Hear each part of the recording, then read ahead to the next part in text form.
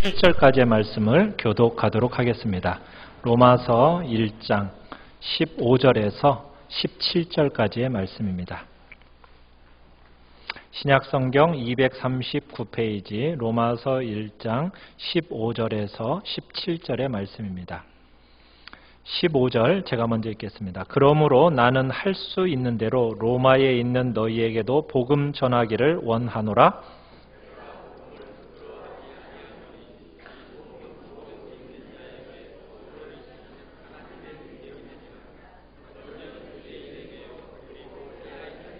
같이 읽습니다. 복음에는 하나님의 의가 나타나서 믿음으로 믿음에 이르게 하나니 기록된 바 오직 의인은 믿음으로 말미암아 살리라 함과 같으니라. 아멘. 오늘 말씀의 제목을 우리 같이 한번 읽어보겠습니다. 시작. 다시 듣는 복음. 다시 듣는 복음이라는 제목으로 말씀을 나누고자 합니다. 오늘 본문 15절 말씀을 보시면 우리는 참 흥미로운 사실을 발견하게 됩니다. 여러분, 복음은 누구에게 전해야 된다고 생각을 하십니까? 누구에게 전해져야 한다고 생각을 하죠? 주로 보통은 믿지 않는 사람에게 전해지는 것이 복음이다라고 우리는 생각을 합니다. 그런데 오늘 15절의 말씀은 이렇게 얘기를 하죠. 할 수 있는 대로, 다시 말해서 무슨 수를 써서라도 로마에 있는 누구에게요? 성도들에게로 달려가서 복음을 전하고 싶다라고 지금 바울 자신의 심경을 피력하고 있습니다. 복음. 이 복음이라는 것은 정말 누구에게 필요한 걸까? 오늘 말씀은 이렇게 얘기하는 겁니다. 예수 그리스도를 정말로 필요로 하는 사람은 어떻게 보면 교회 밖에 있는 사람보다도 교회 안에 있는 사람에게 더욱 필요하다라는 표현이 어떻게 보면 지금 사도 바울의 표현인 겁니다. 오늘 읽은 로마서 1장 16절 17절의 이 말씀은 로마서 전체 주제와도 같은 말씀입니다. 그리고 복음의 대주제이기도 합니다. 복음에 있어서 가장 핵심적인 자리에 자리 잡고 있는 말씀이 바로 오늘 읽은 로마서 1장 16절 17절의 말씀입니다. 그래서 첫 번째, 복음은 하나님의 능력입니다. 자, 우리 16절을 다시 한번 읽어보겠습니다. 16절 시작. 내가 복음을 부끄러워하지 아니하노니 이 복음은 모든 믿는 자에게 구원을 주시는 하나님의 능력이 됨이라. 먼저는 유대인에게요, 그리고 헬라인에게로다. 자, 복음은 모든 믿는 자에게 구원을 주시는 하나님의 능력입니다. 그래서 지금 사도 바울은 얘기합니다. 이 복음을 나는 뭐 하지 않는다고요? 부끄러워하지 않는다. 부끄러워하지 않는다라는 표현은 나는 너무너무 이 복음을 자랑하고 있다. 좋아한다. 내가 지금까지 들었던 소식 중에 가장 최고의 소식이라고 한다면 바로 이 복음이다. 내가 지금까지 경험했던 그 모든 경험 중에서 내 생애 최상의 경험을 얘기한다라고 말한다면 내가 복음을 듣고 깨달은 이 경험이 내 인생에 있어서 최고의 경험이다. 지금 이렇게 표현하고 있는 겁니다. 사랑하는 성도 여러분에게 있어서 여러분의 자랑거리가 무엇입니까? 여러분에게 있어서 최고로 기뻤고 여러분의 마음속에 말할 수 없이 정말 감동으로 밀려왔던 최상의 경험을 들으라면은 여러분은 어떤 소식이요, 어떤 경험이십니까? 여러분들의 마음속에 예수 그리스도를 믿는다라고 하면서도 여전히 이 세상에서 누리는 것을 더 좋아하고 더 자랑하고 있지는 않는가? 예수 믿는다는 이유가 무엇입니까? 무엇 때문에 예수를 믿고 계십니까? 예수 믿는 이유가 이 세상에서 높아지기 위해서, 이 세상에서 잘되고 건강하고 또 살아가는데 도움을 줄까 싶어서 혹시 예수 그리스도를 믿는 것에 여러분 초점을 맞추고 혹시나 있지는 않으십니까? 사랑하는 성도 여러분, 여러분이 복음을 듣고 복음을 깨닫는 이 순간이 여러분의 삶에 있어서 가장 자랑스럽고 행복하다라는 고백이 여러분의 마음속에 진정 있으십니까? 그렇다면 사도 바울이 왜 이렇게까지 복음에 붙들리고 왜 이렇게까지 복음에 매이는 걸까요? 이유가 무엇일까요? 성경은 사도 바울은 얘기합니다. 복음은 하나님이 구원을 주시는 능력이기 때문이다 라고 표현하고 있습니다. 어떻게 보면 인류의 역사는 어떻게 진행되어져 왔다라고 볼 수가 있을까요? 인류의 역사는 우리 사람들이 느끼고 있는 문제들을 해결하려는 사람들의 노력의 역사라고 할 수가 있습니다. 그러니까 자신들이 뭔가 문제가 생기잖아요. 그러면 그 문제를 해결하려고 노력한 그 결과의 역사들이 여기까지 진행되어져 왔어요. 그러다 보니 무엇이 가장 발전한 것 같습니까? 과학과 기술 문명이 발전해 왔죠. 또 철학도 발전시켜 왔고 교육도 발전시켜 왔고 문화도 발전시켜 왔으며 예술도 발전시켜 왔습니다. 왜 이런 것들을 발전시켜 왔습니까? 이런 것들이 우리의 삶을 윤택하게 할 것이다라는 생각을 가지고 그러면서 수많은 음악, 그림, 과학, 기술 문명들을 발전시켜 여기까지 왔습니다.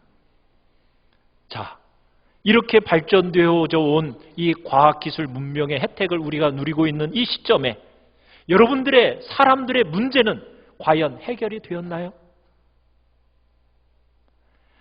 여러분, 이 로마서가 기록되어질 당시는 로마 시대입니다. 이 로마 시대는 헬라 문화와 헬라 철학이 가장 절정을 이루었다라는 시대가 바로 이 시기입니다. 최고조의 문화요, 최고조의 사상과 최고조의 철학을 누렸던 시대가 바로 이 시대예요. 그런데요, 이렇게 문화와 사상과 철학이 발전했음에도 불구하고 사람들은 여전히 비참했습니다. 사람들은 여전히 공고했고 죄를 물 먹듯이 마시고 사람들은 살았습니다. 결국 무슨 얘기입니까? 문화와 철학과 기술 문명이 사람들의 삶에 어떤 변화를 만들어내지는 못하더라는 거예요. 오늘날 시대 어떻습니까? 오늘날 시대 여러분 가난하다고 얘기는 하고 여러분들의 삶이 힘들다라고 얘기는 하지만 과거에 비하면 여러분 이 시대의 삶이 어떻게 되었죠? 풍요롭게 살고 있다라고 느껴지지 않으십니까? 지금으로부터 40, 50년 전만 하더라도 보릿고개를 힘들게 넘었던 시절이 있었습니다. 먹고 사는 문제 너무 힘들어하던 시대가 있었어요. 자, 그러나 지금 이제 40, 50년이 지난 지금 이 시대에 먹는 문제로 고통당하며 힘들어하는 사람들은 여기 계시는 분들 중에는 그렇게 많지 않은 것 같습니다. 그 문제들이 거의 다 해결이 되어졌어요. 이제는 무엇을 찾고 있습니까? 더 다양한 문화와 더 다양한 예술과 더 나의 즐거움을 찾고 있죠. 여러분 이것이 필요 없다는 얘기는 아닙니다. 그런데 이런 것들보다 더 우선적으로 정말 해결되어야 할 문제가 있더라는 거예요. 사람에게 필요한 것은 떡이냐, 먹는 것이 문제냐, 그것이 아니더라는 거예요. 여러분, 이것이 해결되면, 먹는 문제만 해결되면 삶이 달라질 거라고 생각을 하고 여기까지 달라왔잖아요. 그런데 어떻던가요? 여러분의 마음은 더 부유해졌나요? 이 시대를 보십시오. 더 사람들의 마음은 피폐해졌습니다. 사람들은 자살률이 더 높아진 시대를 살아가고 있어요. 더 고통 속에 허덕이고 있어요. 이유가 무엇일까요? 그렇다면 과연 사람들의 필요가 무엇일까요? 먹는 문제, 어떤 과학기술 문명의 발전이 아니더라는 거예요. 진정한 필요는 무엇일까요? 성경은 이야기합니다. 사람은 죄로 말미암아 절망과 낭만과 공경의 구렁텅이에 빠져 있다. 그 모든 것 이전에 이 죄의 구렁텅이로부터 건져냄을 받아야 한다. 구원이 필요하다. 성경은 얘기하고 있는 겁니다. 사람들은 죄로 말미암아 절망적으로 다 망가지고 다 깨트려지게 된 겁니다. 여러분, 그런 상태 가운데 있어서는요, 아무리 돈이 더해져도, 먹는 것들이 더해져도, 과학이 더해져도, 수많은 가치 있는 것들이 더해진다 할지라도요, 인간의 삶은 절대로 행복할 수 없습니다. 행복해지지가 않아요. 여러분, 먼저 죄의 웅덩이로부터 건져냄을 받아야 됩니다. 그것만이, 그 구원이 여러분 우리의 인생에 있어서 절대절명의 필요입니다. 그런데 이 구원 누구만이 할 수 있는 걸까요? 바로 복음이 할 수 있는 거예요. 그 누구도, 그 어떤 것도 그 죄의 궁덩이로부터 건져낼 수 있는 거 아무것도 없습니다. 어떤 사람도 없습니다. 그 웅덩이로부터 빠져나올 수 있는 유일한 그 방법이 있다면, 그 길이 있다면 하나님께서 제시해 주신 복음만이 이 죄의 웅덩이로부터 건져냄을 받을 수 있는 유일한 통로가 된다는 겁니다. 방법이라는 겁니다. 그래서 두 번째, 복음 안에 들어있는 하나님의 의입니다. 자, 그렇다면 복음 안에 무엇이 들어있기에 사람을 구원할 수 있는 걸까요? 복음 안에 무엇이 들어있어서?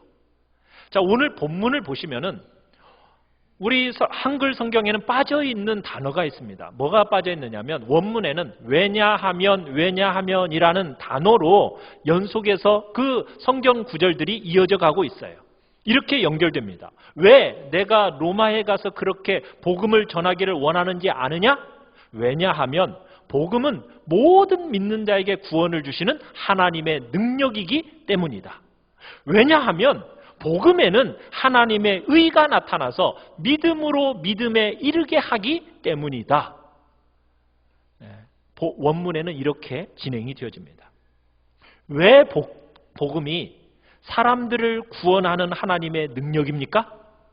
왜냐하면 복음에 뭐가 나타나 있다고요? 하나님의 의가 나타나 있기 때문이라는 거예요. 하나님의 의가 나타나서 믿음에서 믿음으로 이르게 하기 때문에, 그래서 이 복음에는 하나님의 능력이 있다. 복음 안에 무엇이 들어있는가? 복음 안에 하나님의 의가 들어있다라는 거예요. 이 하나님의 의 때문에 누구든지 이 복음을 듣는 자들이 복음을 믿기만 하면 하나님 앞에 구원을 받는 하나님의 능력을 경험하게 된다라고 지금 성경은 얘기하고 있는 겁니다. 사랑하는 성도 여러분, 인생의 불행이 무엇입니까? 무엇이 인생의 가장 불행이게요?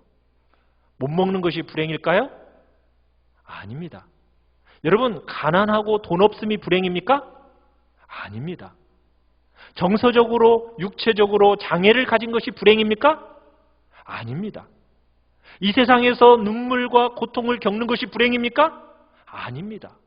그런 게 불행이 아닙니다. 여러분, 진짜 불행이 무엇일까요? 진짜 불행이라는 것은 진짜 복을 허락하시는 하나님 앞에 설 수 없는 것이, 그게 진짜 불행입니다. 사람에게로부터, 여러분, 하나님의 얼굴로부터 나오는 존귀와 영광과 은택, 복락, 이런 것들을 사람이 누릴 때만 정말 행복하게 되는 거예요. 인간의 행복은 거기에 있어요. 그런데 인생의 불행과 비참, 이것이 거기에 있는데 사람들이 그것을 몰라요.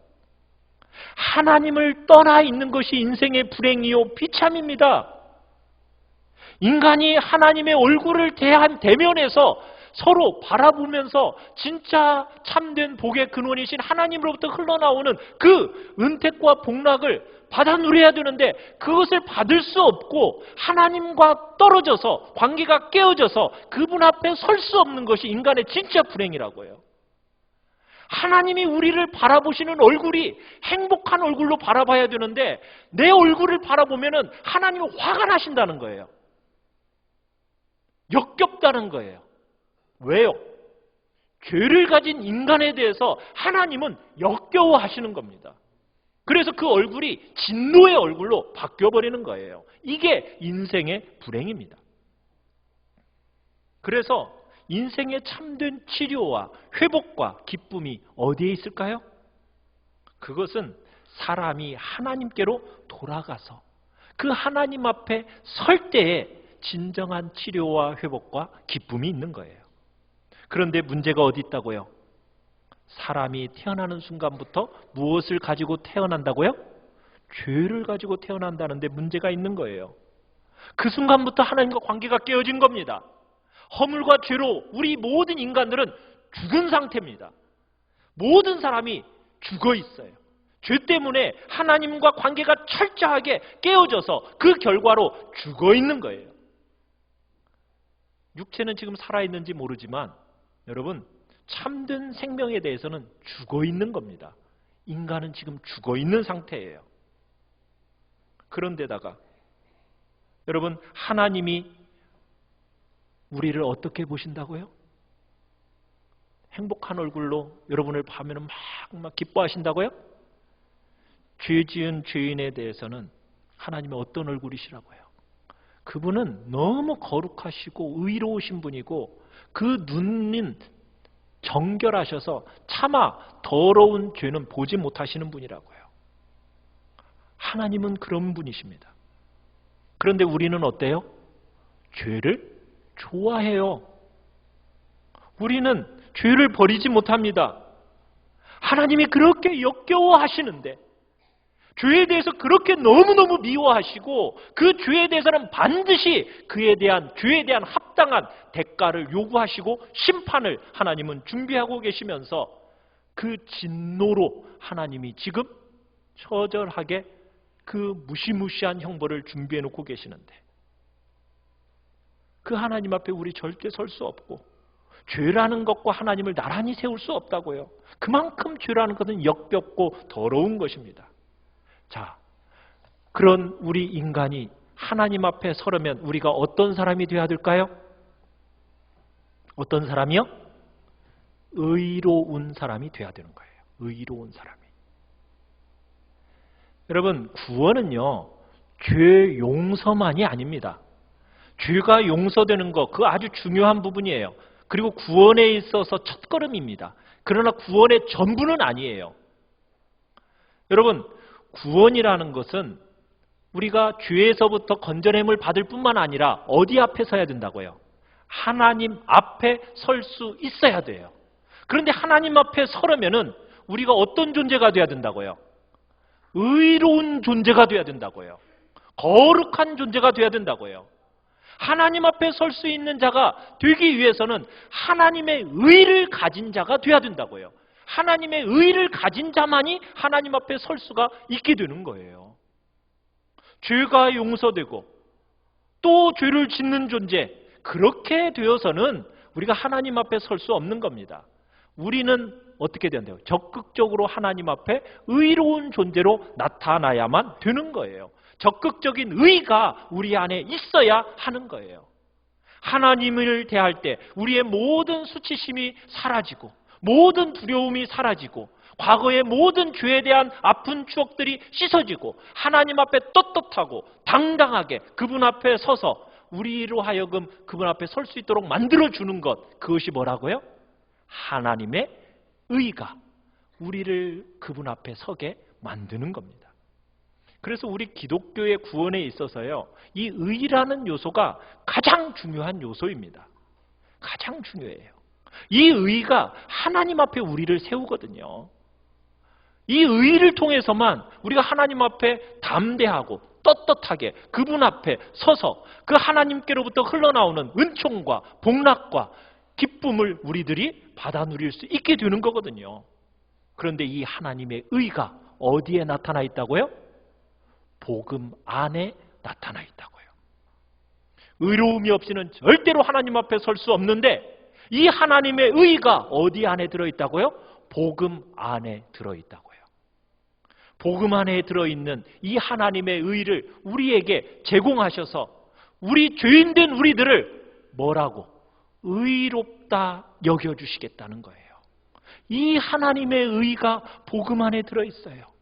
이 하나님의 의가 공로 없는 자들을 의롭다고 여겨주신다고요. 이 하나님의 의가 자격 없는 자들을 자격 있는 자로 만들어주신대요. 이 하나님의 의가 전혀 합당하지 못한 자들을 합당한 자로 만들어주신답니다.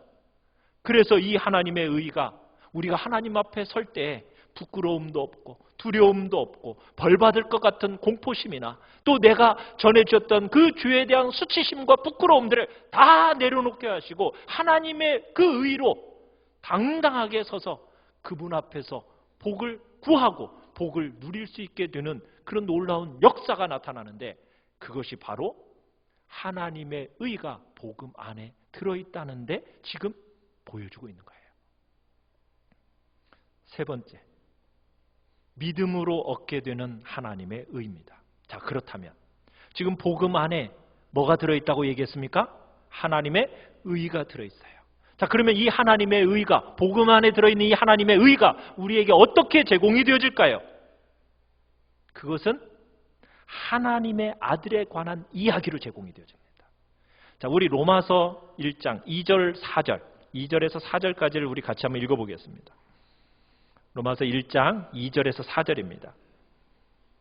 자, 시작. 이 복음은 하나님이 선지자들을 통하여 그의 아들에 관하여 성경에 미리 약속하신 것이라. 그의 아들에 관하여 말하면 육신으로는 다윗의 혈통에서 나셨고 성결의 영으로는 죽은 자들 가운데서 부활하사 능력으로 하나님의 아들로 선포되셨으니 곧 우리 주 예수 그리스도시니라. 아멘. 여러분, 하나님의 아들에 관한 이야기가 바로 복음입니다. 하나님의 아들이 이 땅에 오셨습니다. 이 땅에서 사셨습니다. 그리고 그 아들이 십자가에 못 박혀 죽으셨습니다. 그리고 부활하셨습니다. 그러면서 이 세상에서 율법의 그 모든 요구가 충족이 되어졌습니다. 이 땅에 살아가는 우리 모든 사람들은 하나님의 율법에 제대로 순종한 사람이 하나도 없었어요. 자, 그런데 모두가 다 정죄받은 인간이었는데 하나님의 아들이 여자의 몸으로 이 땅에 태어나시고 율법 아래에서 그 율법의 모든 요구를 이 땅에서 다 우리와 똑같은 몸으로 다 행하시고, 그리고 나서 율법의 정죄요 율법의 진노인 그 사망을 하나님의 아들이신 그 예수 그리스도께서 십자가 위에서 내 대신 내가 당해야 할 하나님의 그 심판과 진노와 저주를 다 받으신 거예요. 그리고 십자가에서 죽으신 겁니다. 율법의 그 모든 요구들이 예수 그리스도 안에서 다 충족이 되어졌어요. 예수 그리스도의 그 삶과 죽음과 부활 안에서 율법에서 요구되어지는 그 모든 것들이 완벽하게 충족이 되어졌습니다. 하나님의 아들이신 이 예수 그리스도께서 그리고서 자신의 흠없는 의를 우리에게 나누어 주시겠답니다. 이 예수 그리스도의 의를 우리의 것으로 여겨 주시겠대요. 우리에게 적용시켜 주시겠대요. 하나님이 이런 방식으로 우리를 구원하시기로 결심하셨습니다. 우리 통장 계좌에 잔고가 없었어요. 잔고가 없을 뿐만 아닙니다. 수억만금의 빚에 우리가 찌들려 있었고 그 빚이 있었던 존재예요. 그런데요, 하나님의 아들이신 예수 그리스도께서 이 땅에 오셔서 십자가를 지심으로 우리 통장 안에 있는 수많은 빚을 자신의 죽음과 피 흘림으로써 다 씻어 없애버리셨습니다. 그리고 예수님이 33년 이 땅에서 율법 아래 사시면서 정말 율법의 그 모든 요구를 다 충족시키시고 행하신, 그러면서 그 자신이 이 땅에서 행하셨던 그 의로움을 우리의 통장 계좌에다가 어떻게 하신다고요? 이체시켜 주신대요. 그러면서 하나님의 그 모든 축복과 복락과 영광과 의로움과 존귀와 은택과 혜택을 예수님 때문에 우리의 통장에다가 다 전부 이체시켜 주셨습니다. 여러분 통장에 가지고 계시나요? 우리는 아무런 대가 지불한 적 없습니다. 공로 세운 것도 없어요. 내가 그것을 위해서 뭘 행한 것도 없습니다.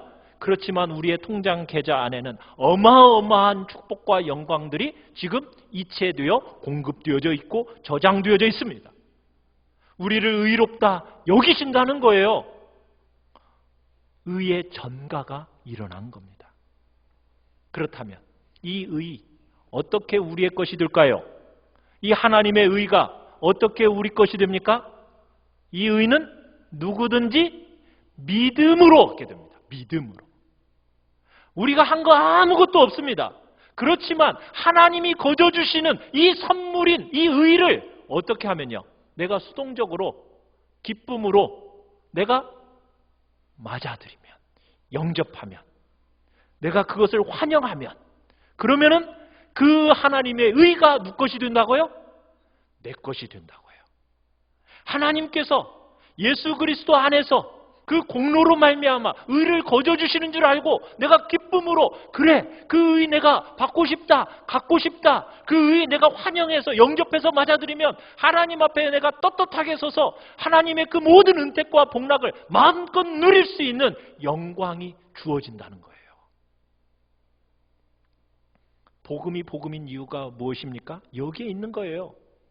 나는 아무 공로 세우지 않았습니다. 자격도 없습니다. 그런데 하나님의 무조건적인 은혜로 말미암아 그 의가 믿음을 통해서 그냥 나에게 주어지게 되었다라는 거예요. 믿음으로 말미암아 믿음을 통해서 모든 죄인들이 하나님 앞에 의롭게 서게 되는 구원의 영광이 지금 복음 안에 있는 겁니다. 사랑하는 성도 여러분, 죄가 용서되고 의인으로 여겨지는 이 참 구원의 영광이 어디에 있다고요? 복음 안에 나타나 있다고요. 여러분, 믿음이라는 것은 공로나 조건이나 자격이나 어떤 행실이 아닙니다. 우리를 의롭게 하는 모든 근원은 다 예수 그리스도의 완전한 의에 있어요. 여러분, 예수 그리스도의 그 완전한 의, 이것이 우리를 의롭게 만드는 유일한 근원입니다. 내가 뭔가 행하고 공로를 세우는 게 아니에요. 예수 그리스도의 그 의, 그래 그거밖에 없구나, 그런 마음을 가지고 믿음이라는 도구와 통로를 통해서 믿음으로 서서 그래 예수 그리스도의 공로밖에는 내가 붙들 게 없다, 전심으로 그것을 의지하고 빈손 들고 하나님 앞에 나아가서 그 예수 그리스도의 의의 공로만을 딱 내세울 때 여러분은 하나님이 주시는 복락을 누리게 되시는 겁니다. 그래서 종교개혁자들이 얘기한 게 솔라 피데, 오직 믿음으로 산다, 이 이야기를 한 거예요. 오직 믿음으로. 우리 17절을 다시 한번 읽어봅시다. 17절 시작. 복음에는 하나님의 의가 나타나서 믿음으로 믿음에 이르게 하나니 기록된 바 오직 의인은 믿음으로 말미암아 살리라 함과 같으니라. 여러분, 오직 의인은 믿음으로 말미암아 살리라. 여러분, 이 말씀은 무슨 의미입니까? 믿음으로 말미암는 의인이 산다, 이 이야기예요. 믿음으로 말미암는 의인이 산다. 믿음으로 주님의 이 공로를 붙들고 의지하는 진실한 성도들은 누구든지 사는 것이다. 지금 이렇게 얘기하고 있는 거예요. 그러므로 사랑하는 성도 여러분, 여러분이 죽을 때까지 붙들어야 될 게 무엇일까요? 바로 이 믿음을 사용하는 거예요. 하나님이 거저 주신다라는 그 의, 하나님의 의, 예수 그리스도의 그 의를 옷 입는 겁니다. 우리가 믿음으로 하나님의 얼굴 앞에 딱 설 때, 그럴 때 예수 그리스도의 그 의의 옷을 딱 입고 하나님 앞에 설 때 하나님이 환한 얼굴로 우리를 바라보시면서 말할 수 없는 복락과 영광과 은총을 우리로 하여금 누리게 하시는 겁니다. 다른 거 없어요. 우리가 하나님 앞에 내세울 거 아무것도 없습니다. 오직 뭐만 붙들면 돼요? 예수 그리스도의 그 공로만 붙들면 되는 거예요. 그 의만 붙들면 되는 거예요. 네 번째, 복음 안으로 들어오지 못하게 하는 게 뭘까요? 바로 자기 의입니다. 자기 의. 이렇게 좋은 복음이잖아요. 복음으로 그러면 많은 사람들이 들어와야 되는데 들어오지를 못해요. 왜 못 들어올까요? 그 이유는 자기 의 때문이에요. 무슨 얘기입니까? 사람들이 이 복음을 그런데 좋아하지 않아요. 왜냐하면 나 뭔가 공로 세우고 싶다는 거예요. 나 조금이라도 자기만의 어떤 자격 갖추고 싶다는 거예요. 제가 막 죄에 대해서 막 이런 죄 저런 죄 막 얘기를 하잖아요. 그러면 무슨 생각해요? 저 죄는 나하고는 상관없어. 그러면서 뭐예요? 내가 그래도 저 사람보다는 낫지. 그러면서 저 사람보다 낫다라는 비교의식을 가지고 그거 붙들고 있다라는 거예요. 그러나 거저 주시는 하나님의 선물은요, 우리의 손이 비어 있을 때 환영하게 되는 거예요. 자기 안에 뭔가 붙들고 있는 사람은요, 절대로 복음 환영하지 않습니다. 내가 정말 속절없는 죄인인 줄 알고 내가 하나님 앞에 가서 하나님이 주시는 그 의밖에는 내가 정말 기대할 것이 없습니다. 그러면서 하나님 앞에 나아가는 사람이 진정 구원의 영광을 누리게 되는 겁니다. 누가 자기 의의를 버린 사람입니까? 구원에 대해서 철저하게 자기가 절망적이라고 인정하고 느끼는 사람이에요. 아, 나에겐 어떤 가능성도 없구나. 나는 어떤 나은 것이 하나도 없구나. 나는 구제불능이구나. 어느 누구보다도 내가 더 큰 죄인이구나. 나는 완전히 파산한 존재구나. 라고 자기를 보는 사람이 그 사람이 진정으로 자기 의의를 버린 사람입니다. 그래서 사도 바울이나 어거스틴, 성 어거스틴이나 조나단 에드워즈 같은 정말 위대한 믿음의 사람들은 마지막 생애까지 뭘 한 줄 아십니까? 회개했습니다. 어거스틴은 죽기 직전까지 병상에서 무엇을 했느냐면 회개의 시편들, 참회의 시편들을 외우면서 자기의 죄를 토설했어요. 그러면서 천국문에 들어갔습니다. 사도 바울이 자기 생애에 있어서 마지막 쓴 서신, 편지가 무엇입니까? 디모데 후서예요. 자, 디모데 후서를 읽어보면 사도 바울이 자기를 가리켜서 뭐라고 얘기하는지 아세요? 나는 죄인 중에 괴수다.